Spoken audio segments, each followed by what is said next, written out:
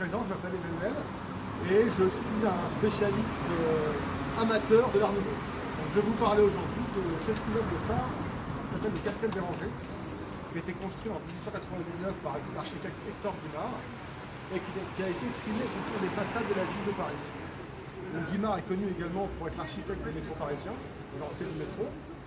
Et sa particularité par rapport à l'architecte d'avant de style néoclassique, c'est que Guimard a choisi de faire des formes courbes et assurer des formes de la nature. Des formes végétales qui n'existaient pas du tout à l'époque, dans un style plutôt néoclassique haussmannien, qui était vraiment en opposition totale avec ce style d'Hector Guimard. Alors cette maison, elle n'a pas reçu forcément un très bon accueil quand elle a été faite. On l'a appelée la maison des diables parce que les gens étaient très choqués par cette architecture totalement révolutionnaire.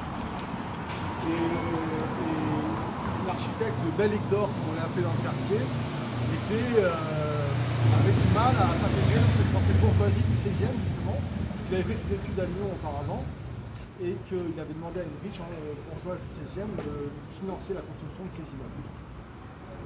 Ça c'est vraiment l'immeuble phare, mais dans tout le 16e arrondissement, comme les immeubles de rapport qui sont là-bas, et les hôtels particuliers qu'on voit plus loin, il y a beaucoup d'œuvres d'Hector Guimard et je vous suggère de me suivre dans cette promenade qui durera environ 2 heures.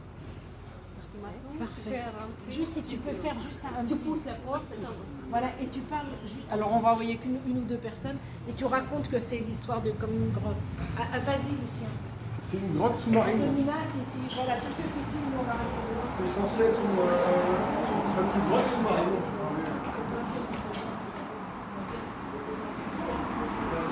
Demande sur les questions.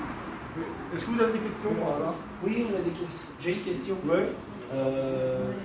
Quelle est la signification de cette grotte qui... Ce sont des formes végétales, donc inspirées des formes de la nature. Ce sont des formes végétales inspirées des formes de la nature. Et ça symbolise le côté marin, le côté les îlots. Vous avez également les îlots sur les balcons là-bas. Et voilà. Écoutez, merci. Je vous en prie. Merci. Merci. Merci beaucoup. Et de rien. Je suis désolé, j'ai un peu...